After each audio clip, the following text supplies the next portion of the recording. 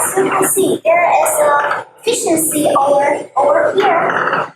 Yeah, at the bottom of the boat, you can see there is a electric sea, and this sea is designed for all around. So when you want to have the fishing activities, you can quickly stay on here, and you can go a right horizontals to find your fishing boat footage. Here I would like to show you.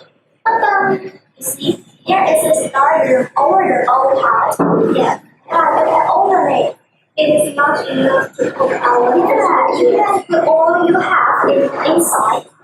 And here, you notice that we have water. Yes, it is hot. So you can better protect your storage when the boat have high speed surfing. Yeah, so that the items will be safe inside. Yes, and it will not come out. Yeah. Yeah. This is aluminum chocolate plate, right? Yeah. Can you guess what is the thickness of this plate? I don't know. Can you introduce more details about it? Yeah, this chocolate plate is 3 millimeters. Yeah, and the material we use is 5052 narrow-gauge aluminum. Yeah, this part is our console and made by aluminum.